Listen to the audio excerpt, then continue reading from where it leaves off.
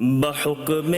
احادیث ایمان یہ ہے کہ ہو سب سے بڑھ کر محبت نبی کی۔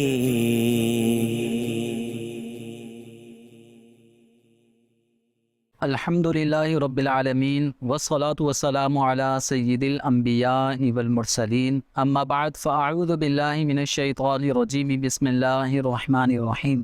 الصلاة والسلام علیکہ یا رسول اللہ وعلی آلکہ واصحابکہ یا حبیب اللہ، الصلاة والسلام علیکہ یا نبی اللہ وعلی آلکہ واصحابکہ یا نور اللہ۔ مدنی چینل کے ناظرین، سرکار دو عالم صلی اللہ تعالی علیہ وآلہ وسلم پر درود و سلام پڑھنا یقیناً سعادت مندوں کا حصہ ہے، اور سرکار دو عالم صلی اللہ علیہ وسلم کے کل بروز قیامت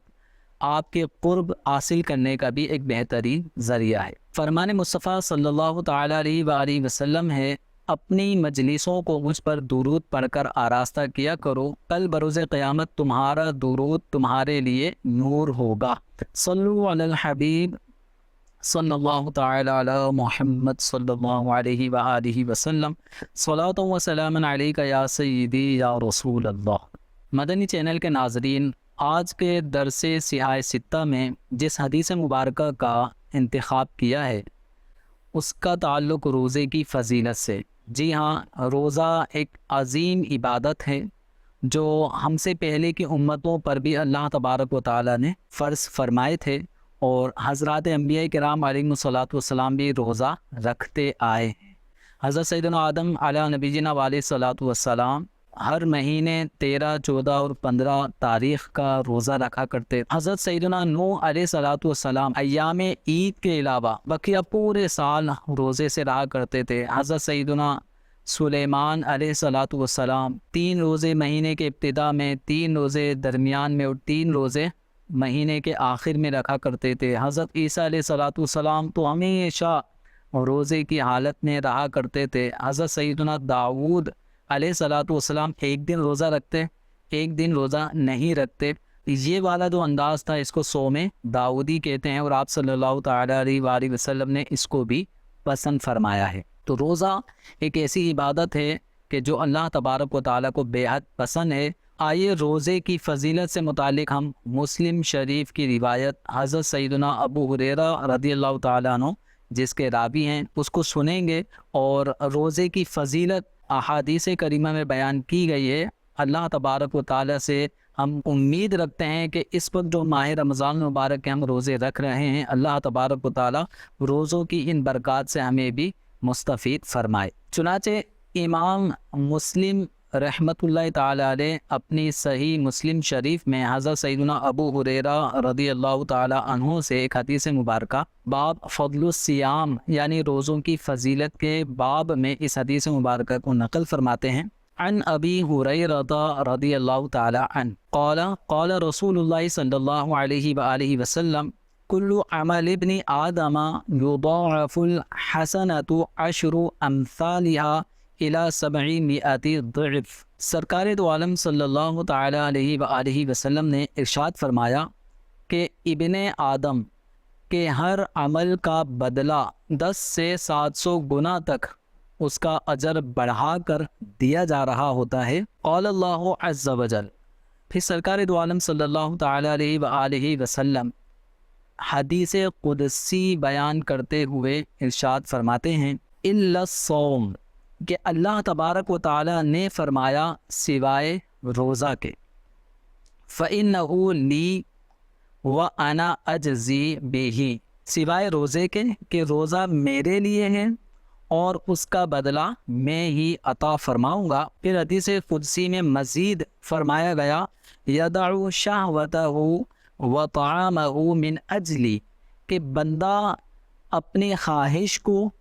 چھوڑ دیتا ہے، اپنے کھانے کی چیزوں کو چھوڑ دیتا ہے، من اجلی، اللہ تبارک و تعالیٰ فرماتا ہے میری خاطر، للصائم فرحتان، روزہ دار کے لیے 2 خوشیاں ہیں، فرحت عند فطرہ، ایک خوشی اسے اس وقت ہوتی ہے جس وقت وہ روزہ افطار کر رہا ہوتا ہے، وفرحت عند لقاء ربہ، اور ایک خوشی اسے اس وقت حاصل ہوگی کہ جس وقت اسے اپنے رب عز و جل سے ملاقات کا شرف حاصل ہو رہا ہوگا۔ وَلَخُلُوفُ فِيهِ أَطْيَبُ عِنْدَ اللَّهِ مِنْ رِيحِ الْمِسْكِ، اور روزہ دار کے منہ سے جو بو آ رہی ہوتی ہے وہ اللہ تبارک و تعالیٰ کی بارگاہ میں مشک کی خوشبو سے بھی زیادہ پاکیزہ ہے۔ مدنی چینل کے ناظرین، اس حدیث مبارکہ کو حضرت سیدنا ابو ہریرہ رضی اللہ تعالیٰ عنہ روایت فرماتے ہیں، اور اس حدیث مبارکہ میں سرکار دو عالم صلی اللہ تعالیٰ علیہ وآلہ وسلم نے اس بات کو بیان فرمایا ہے کہ ابن آدم کا جو عمل ہے وہ ایک نیکی کرتا ہے تو اس ایک نیکی کا اجر و ثواب اللہ تبارک و تعالیٰ 10 درجے زیادہ بڑھا دیتا ہے۔ بلکہ آدمی کی جو نیتیں ہوتی ہیں، خالص نیت کے ساتھ، خلوص نیت کے ساتھ، ریاکاری سے بچتے ہوئے اللہ تبارک و تعالیٰ کی رضا کے لیے جب بندہ نیک عمل کر رہا ہوتا ہے تو اس کا اجر و ثواب، عمل ایک ہے لیکن اس کا اجر و ثواب اتنا دے دیا جاتا ہے جیسے گویا اس بندے نے 10 مرتبہ وہ کام کیا ہو، یعنی درجے اس کا اجر و ثواب بڑھا کر بلکہ 700 درجے تک بھی اس کا اجر و ثواب بڑھا دیا جاتا ہے۔ یعنی آدمی نے عمل ایک کیا ہوتا ہے لیکن اس کا اجر و ثواب اس کو اتنا مل رہا ہوتا ہے جیسے گویا اس نے 700 مرتبہ تک وہ کام کیے ہوں۔ تو جو اجر و ثواب 700 مرتبہ کام کرنے والے کو مل رہا ہوتا ہے، اللہ تبارک و تعالیٰ بندہ مومن کو اس کے ایک عمل پر بھی اتنا اجر و ثواب عطا فرما دیتا ہے۔ لیکن ایک عمل ایسا ہے کہ جس عمل کو اللہ تبارک و تعالیٰ نے اپنے لیے خاص فرما لیا ہے، اور وہ عمل کیا ہے؟ وہ اللہ تبارک و تعالیٰ کی رضا کی خاطر، اللہ تبارک و تعالیٰ کی محبت میں آدمی کا اپنی خواہشات نفسانی سے رک جانا، اپنے کھانے پینے کو چھوڑ دینا، یعنی روزہ رکھنا۔ تو روزہ ایک ایسی عبادت ہے جو اللہ تبارک و تعالیٰ نے اپنے لیے اس کو خاص فرما لیا اور فرمایا انا اجزی بھی، کہ اس کا بدلہ میں خود عطا فرماؤں گا۔ تو اس حدیث مبارکہ میں جو سرکار دو عالم صلی اللہ تعالیٰ علیہ وسلم اس حدیث قدسی کو، جی ہاں یہ حدیث قدسی کے کلمات ہیں، اور حدیث قدسی اس حدیث شریف کو کہتے ہیں کہ جس میں سرکار دو عالم صلی اللہ تعالیٰ علیہ وآلہ وسلم اللہ تبارک و تعالیٰ کے فرمان کو اپنی مبارک زبان سے ارشاد فرما رہے ہوتے ہیں۔ تو اس حدیث میں اللہ تبارک و تعالیٰ کی طرف سے بندوں کو اس بات پر مطلع فرمایا گیا کہ الا الصوم، سوائے روزہ، فإنہ لی، کہ وہ میرے لیے ہے اور میں اس کا بدلہ دوں گا۔ تو یہاں پر شارحین حدیث نے اس پر بڑا بہترین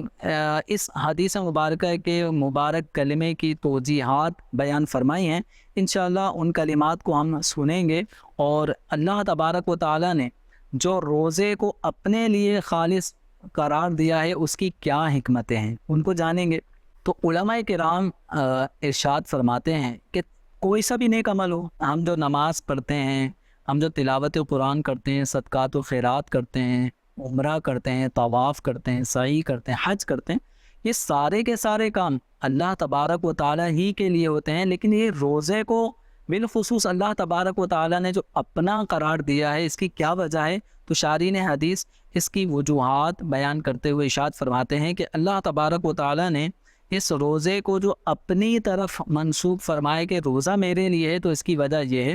کہ اللہ تبارک و تعالیٰ کے ساتھ جو معبودان باطلہ کو شریک کرنے والے لوگ ہیں، یعنی جو مشرکین ہیں، مشرکین بھی اپنے بتوں کے ساتھ اس طرح کے معاملات بطور عبادت کرتے آئے ہیں کہ اللہ تبارک و تعالیٰ کو چھوڑ کر وہ شرک کرتے آئے ہیں، غیر اللہ کو بھی سجدے کرتے آئے ہیں، بتوں کو سجدہ عبادت کرتے آئے ہیں۔ اسی طرح اپنے بتوں کے لیے اموال بھی ان کے لیے نذرانوں اور بطور عبادت ان کے لیے خرچ کرتے آئے ہیں۔ تو اپنے معبودان باطلہ کے آگے مشرکین بہت سارے ایسے انداز عبادت کے کرتے آئے ہیں جو اللہ تبارک و تعالیٰ کے ساتھ خاص ہیں، یعنی سجدہ عبادت اللہ تبارک و تعالیٰ کو کیا جائے گا، جو سجدہ عبادت کسی اور کو کرے گا مشرک ہو جائے گا۔ اسی طرح اور جتنے بھی اعمال عبادت ہیں، تو اس طرح کے اعمال مشرکین بھی اپنے بتوں کے لیے کرتے آئے ہیں، لیکن ایک روزہ واحد ایسی عبادت ہے کہ کوئی بھی بت پرست، کوئی بھی ستارہ پرست، کوئی بھی چاند یا سورج کو پوجنے والا، یا درختوں کی پوجا پاٹ یا آگ کی پرستش کرنے والا کوئی بھی مشرک ایسا نہیں ہے کہ جس نے اپنے ان معبودان باطلہ کے لیے دن بھر کھانے پینے کو چھوڑ کر اس انداز کو بطور عبادت ادا کیا ہو۔ تو یہ روزہ ایک ایسا عمل ہے، ایک ایسی عبادت ہے کہ روئے زمین پر ایسی عبادت اللہ تبارک و تعالیٰ کے ساتھ شرک کرنے والوں نے کبھی بھی نہیں کی، اور یہ ایسی عبادت ہے جو خالص اللہ تبارک و تعالیٰ کے لیے مومنین کرتے آئے ہیں۔ یعنی مسلمان اللہ کی رضا کے لیے اپنی خواہشات نفسانی کو چھوڑ دیتے ہیں، کھانے پینے کو چھوڑ دیتے ہیں، اور صبح صادق سے لے کے غروب آفتاب تک کا یہ طویل وقت اللہ تبارک و تعالیٰ کی رضا کے لیے اس حالت میں گزارتے ہیں۔ تو یہ ایسی عبادت ہے جو صرف اور صرف اللہ تبارک و تعالیٰ ہی کی جاتی ہے۔ اللہ تبارک و تعالیٰ کے علاوہ کسی بھی معبود باطل کی روزے کے طریقے سے، روزے کے انداز میں کبھی بھی عبادت نہیں کی گئی۔ تو ایک معنی اس کا یہ بھی بیان کیا گیا کہ روزہ میرے لیے۔ ایک اور اس کی توجہ یہ ہے کہ روزے کے اندر ریاکاری نہیں ہوتی۔ جی ہاں، جب ہم نماز پڑھتے ہیں تو کوئی ہمیں دیکھ رہا ہوتا ہے، جب تلاوت قرآن کر رہے ہیں کوئی ہمیں سن رہا ہوتا ہے، اسی طرح جب ہم اموال اللہ کی راہ میں خرچ کر رہے ہوتے ہیں، زکوٰۃ کی صورت میں، فطرے کی صورت میں، اور دیگر نفلی صدقات کی صورت میں، تو کوئی نہ کوئی ہمیں دیکھ رہا ہوتا ہے۔ کوئی دیکھے کوئی نہ بھی دیکھے تو کم از کم جس کو ہم یہ مال دے رہے ہوتے ہیں اس کو تو پتہ چل رہا ہوتا ہے نا کہ ہم اس پہ مال خرچ کر رہے ہیں۔ تو ایک دل میں ریاکاری، تکبر، اپنے آپ کو بڑا سمجھنے کا یہ مذموم وصف آدمی کے اپنے اندر پیدا ہو سکتا ہے۔ لیکن روزہ ایک ایسی عبادت ہے کہ ہمارے ساتھ اگر کوئی شخص بیٹھا ہوا ہو تو ہمیں نہیں پتا کہ وہ روزے سے، جب تک کہ ہم اس کے سامنے کوئی کھانے پینے کی چیز نہ رکھیں اور پھر وہ ایوائڈ کرتے ہوئے کہے کہ میرا روزہ ہے، تو جب تک وہ روزہ ایک ایسا عمل ہے کہ آدمی جب تک اس کا اظہار نہیں کرے گا دیکھنے والے کو پتہ بھی نہیں چلے گا کہ یہ روزے سے ہے۔ تو روزہ ایک پوشیدہ عبادت ہے، اور اللہ تبارک و تعالیٰ کو پوشیدہ عبادت کہ جس میں اللہ اور بندے کے علاوہ کوئی تیسرا شخص، کوئی تیسرا فرد اس عبادت پہ مطلع نہ ہو، اللہ تبارک و تعالیٰ کو ایسی عبادت بہت زیادہ پسند ہے۔ تو ہمیں بھی چاہیے کہ روزے اللہ تبارک و تعالیٰ کی رضا کے لیے رکھیں، ساتھ ہی ساتھ اپنی عبادات، تلاوت، نماز، ایسی اور کئی عبادات اس انداز میں کریں کہ ہمارے اور رب کے علاوہ کوئی اور ہماری اس عبادت پر مطلع نہ ہو۔ ایک اور اس حدیث مبارکہ کا معنی یہ بیان کیا گیا کہ روزے کو اللہ تعالیٰ نے اپنے لیے کیوں قرار دیا۔ اس کی ایک وجہ یہ بھی ہے کہ اللہ تبارک و تعالیٰ کھانے پینے ان امور سے پاک ہے، منزہ ہے۔ اللہ تعالیٰ کھاتا نہیں ہے۔ تو جب بندہ روزہ رکھتا ہے تو روزہ رکھنے والا شخص کھانے پینے کو چھوڑ دیتا ہے، تو گویا کہ بندہ اللہ تبارک و تعالیٰ کی صفات میں سے ایک صفت کھانے پینے سے بے نیازی، بندہ اللہ تبارک و تعالیٰ کی اس صفت سے تعلق رکھنے والے اس امور پر بندے کا عمل ہوتا ہے، اور بندہ اس صفت سے اپنے آپ کو متصف کرتا ہے کہ جو صفت ہمارے رب عز و جل کی حقیقی ہے۔ اللہ تبارک و تعالیٰ کی رضا کے لیے ہم بھی کھانے پینے کو چھوڑ کر اللہ تبارک و تعالیٰ کی اس صفت کے مظہر بنتے ہیں۔ پھر ایک معنی اس کا یہ بھی بیان فرمایا گیا کہ اللہ تعالیٰ نے روزے کو جو اپنے لیے قرار دیا، اس کی وجہ یہ بھی ہے کہ اللہ تبارک و تعالیٰ نے جتنے دیگر نیک اعمال ہیں، ان نیک اعمال کو اللہ تعالیٰ کتنا اس کا اجر و ثواب عطا فرمائے گا، تو اللہ تبارک و تعالیٰ نے ان نیک اعمال کے اجر و ثواب کو اپنے بندوں پر ظاہر فرما دیا ہے۔ جیسے ہم احادیث کریمہ میں سنتے ہیں تو مختلف اعمال کی مختلف فضیلتیں، اسی طرح جو نیک اعمال ہوتے ہیں ان پہ ملنے والا ثواب اللہ تبارک و تعالیٰ فرشتوں کو بیان فرما دیتا ہے کہ میرے بندے کے نامہ اعمال میں اتنے اتنے ثواب کو، درجات کو لکھ دو۔ لیکن روزہ ایک ایسی عبادت ہے کہ اللہ تبارک و تعالیٰ نے اس کے اجر و ثواب کو مخلوق پر ظاہر نہیں فرمایا، تو اللہ تعالیٰ نے اس کے اجر و ثواب کو پوشیدہ فرمایا ہے، اس کے بارے میں فرمایا انا اجزی بھی، کہ اس کا بدلہ میں خود عطا کروں گا۔ تو دیگر اعمال کا اجر و ثواب فرشتوں کے ذریعے لکھوا دیا جاتا ہے، فرشتوں کو اس پر اطلاع ہوتی ہے، لیکن روزہ دار کے اجر و ثواب اللہ تبارک و تعالیٰ جانتا ہے کہ وہ اپنے اس روزہ دار بندے کو کتنا اجر و ثواب عطا فرمائے گا۔ بہت ہی پیارا نقطہ شارحین حدیث نے یہ بھی بیان فرمایا ہے کہ حدیث مبارکہ میں جو انا اجزی بھی ہے، اس کو انا اجزا بھی پڑھا گیا ہے، جس کا مطلب یہ ہے کہ روزہ میرے لیے ہے اور روزہ رکھنے والے کا بدلہ میں خود ہوں۔ یعنی اللہ تبارک و تعالیٰ روزہ رکھنے والے کو روزہ رکھنے کے بدلے میں اپنی ذات کے بارے میں فرماتا ہے کہ میں اس بندے کا ہو جاتا ہوں۔ تو یعنی جو اللہ تبارک و تعالیٰ کے لیے کھانا چھوڑ دے، خواہشات نفسانی چھوڑ دے، تو اللہ تبارک و تعالیٰ اس بندے کے نیک عمل اس روزے کے بدلے میں اللہ تبارک و تعالیٰ اپنی رضا اس کا مقدر فرما دیتا ہے۔ لہذا ہمیں چاہیے کہ اللہ تبارک و تعالیٰ کی رضا کی خاطر روزے رکھیں اور روزے کی جو برکات ہیں ان کو حاصل کریں۔ جیسے حدیث مبارکہ میں مزید یہ فرمایا گیا کہ روزہ دار کے لیے 2 خوشیاں ہیں۔ ایک، جس کو کوئی افطار کر رہا ہوتا ہے اس وقت اسے خوشی ہوتی ہے، اور واقعتاً یہ خوشی ہوتی ہے، اور یہ خوشی اگر ہم صحیح معنوں میں جب روزہ رکھتے ہیں کہ ہمارے روزے میں کسی قسم کے روزہ توڑنے والی چیزیں نہیں پائی گئیں،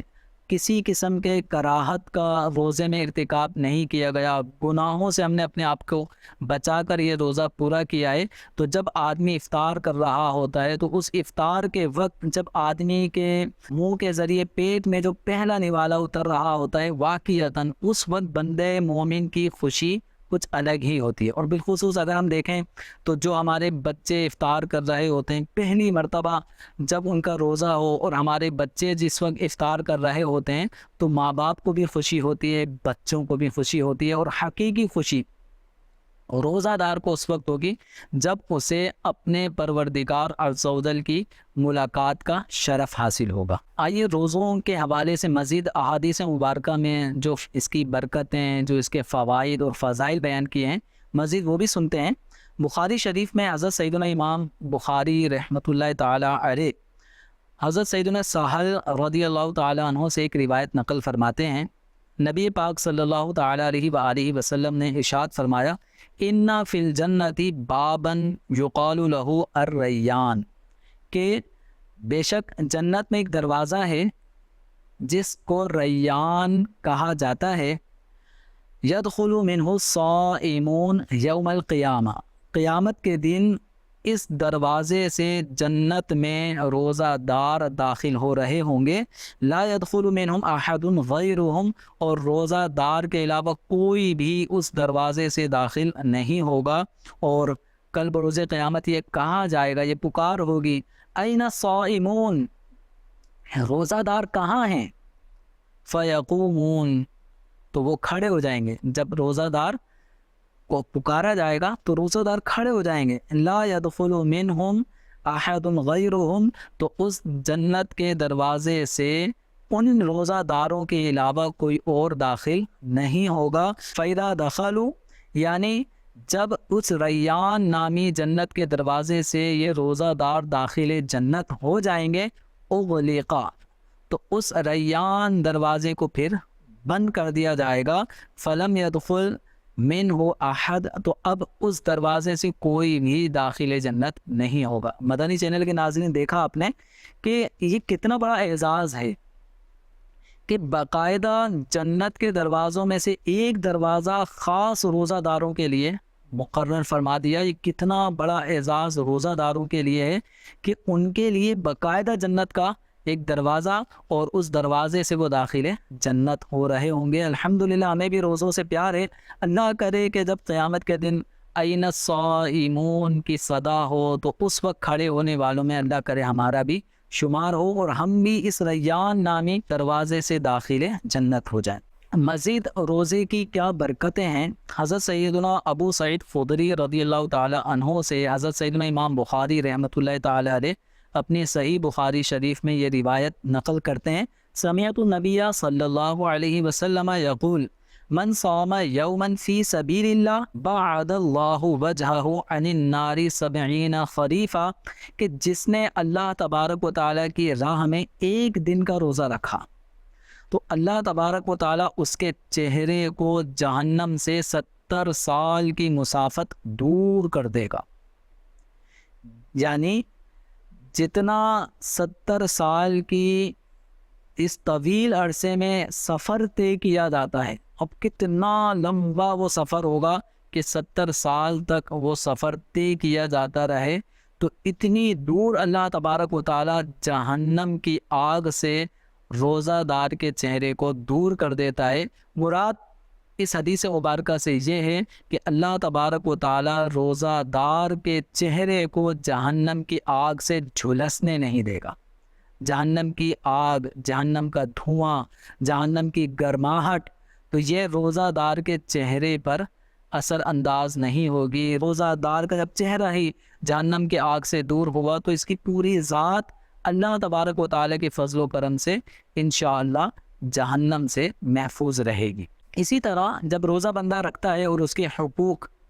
صحیح معنوں میں ادا کرتا ہے تو اس کی کیا برکتیں ہیں۔ سرکار دو عالم صلی اللہ تعالیٰ علیہ وآلہ وسلم کا یہ فرمان عالی شان صحیح ابن حبان میں منقول ہے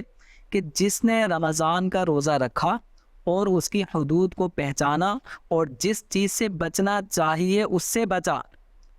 یعنی گناہوں سے اپنے آپ کو اس نے بچایا، تو جو گناہ پہلے کر چکا ہے یہ روزہ اس کا کفارہ بن جاتا ہے۔ جی ہاں، کتنی برکتیں ہیں روزے کی، کتنے فوائد ہیں کہ آدمی اللہ تبارک و تعالیٰ کے لیے جب روزہ رکھتا ہے تو اللہ تبارک و تعالیٰ اس کے اس روزہ رکھنے کی برکت سے اس کے گناہوں کا بھی کفارہ اس روزے کو بنا دیتا ہے۔ حدیث مبارکہ میں مزید یہ بھی بیان فرمایا گیا ہے، شعب الایمان کی روایت میں بہت ہی پیاری ایک فضیلت اور بیان کی گئی کہ روزہ دار کا سونا عبادت، اس کی خاموشی تسبیح کرنا اور اس کی دعا قبول اور اس کا عمل مقبول ہوتا ہے۔ یعنی روزہ دار اگر سو بھی رہا ہے تو یہ کیسی عبادت، غور کریں کہ ہم تلاوت قرآن کر رہے ہوتے ہیں آدھے گھنٹے، ہمت ہوئی تو 1 گھنٹے تک ہم نے تلاوت کی، 1 پارہ 2 پارے ہم نے پڑھ لیے، اس کے بعد پھر قرآن پاک ہم تلاوت موقوف کر کے پھر قرآن پاک کو ادب کے ساتھ اس کے مقام پہ رکھتے ہیں۔ اسی طرح نماز پڑھتے ہیں، نماز پڑھنے میں جتنا ہمت ہوئی اتنی ہم نے نوافل پڑھے، اس کے بعد ہمارا نماز پڑھنے کا عمل موقوف۔ اسی طرح زکوٰۃ دی، زکوٰۃ دینے کا جو عمل تھا یہ جب تک فقیر شرعی کے قبضے میں ہمارا زکوٰۃ کا مال پہنچ نہیں گیا، یہ ہمارا عبادت کا عمل ابھی تک پروسیس میں ہے، لیکن جب ہم نے دے دیا تو عبادت یہ ہماری مکمل ہو گئی۔ تو کتنی عبادتیں ایسی ہیں کہ جو عبادتیں ہم کر رہے ہوتے ہیں جب تک کر رہے ہیں، لیکن جب ہمارا وہ عمل موقوف ہو جاتا ہے تو اب کوئی یہ نہیں کہے گا کہ یہ نماز پڑھ رہا ہے جب کہ نماز پڑھ کے فارغ ہو گیا۔ تلاوت کرنے والے قرآن پاک تلاوت موقوف کر کے بند کر دیتا ہے تو اب کوئی نہیں کہے گا کہ یہ تلاوت کر رہا ہے۔ لیکن روزہ ایک ایسی عبادت ہے کہ صبح صادق سے لے کے غروب آفتاب تک اس کا سلسلہ چلتا رہتا ہے۔ اب آدمی اس دوران کام کر رہا ہے تو بھی روزے سے، اگر وہ کسی سے جائز گفتگو کر رہا ہے تو بھی وہ عبادت روزے سے ہے۔ اسی طرح حتیٰ کہ وہ اگر سو بھی رہا ہے تو روزہ دار کا سونا بھی عبادت بن جاتا ہے۔ اور روزہ یہ حدیث مبارکہ میں فرمایا گیا کو سرکار دو عالم صلی اللہ تعالیٰ علیہ وآلہ وسلم نے فرمایا کہ روزہ ڈھال ہے۔ کس چیز سے ڈھال ہے؟ یعنی جس طرح جنگ کے دوران دشمن کے وار سے بچنے کے لیے آدمی ایک ڈھال استعمال کرتا ہے تاکہ اس کے وار کو ناکام بناتا ہے، اور دشمن کا یہ خطرناک وار اپنے ڈھال سے روک دیتا ہے، تو روزے کو فرمائے کہ روزہ بھی ڈھال کا کام کرتا ہے۔ کس طرح کہ یہ بندے کو اللہ تبارک و تعالیٰ کی نافرمانی والے کاموں سے روک دیتا ہے۔ اسی طرح روزہ ڈھال ہے کس چیز سے؟ جہنم کی آگ سے۔ تو اس حدیث مبارکہ کی ایک تفسیر، ایک تشریح یہ بھی کی گئی ہے، تو روزہ رکھنے والا گویا اپنے آپ کو گناہوں سے بچا لیتا ہے، روزہ رکھنے والا اپنے آپ کو جہنم کی آگ سے بچا لیتا ہے، اور روزہ یہ سرکار دو عالم صلی اللہ تعالیٰ علیہ وآلہ وسلم ارشاد فرماتے ہیں، چنانچہ ایک حدیث مبارکہ میں حضرت ابو ہریرہ رضی اللہ تعالیٰ عنہ سے مروی ایک روایت میں فرمایا گیا، سرکار دو عالم صلی اللہ تعالیٰ علیہ وسلم نے لِكُلِّ شَيْءٍ زکاۃ، ہر چیز کی ایک زکوٰۃ ہوتی ہے، وَزَكَاةُ الْجَسَدِ الصَّوْمُ، اور جسم کی زکوٰۃ روزہ ہے۔ تو جس طرح ہر مال میں اور دیگر چیزوں میں اللہ تبارک و تعالیٰ نے ایک زکوٰۃ کا سلسلہ رکھا ہے، یعنی زکوٰۃ کے ذریعے سے آدمی کے مال میں کمی آتی ہے، تو اسی طرح جب بندہ روزہ رکھتا ہے تو روزہ رکھنے سے جسم میں ایک بظاہر کمزوری آتی ہے۔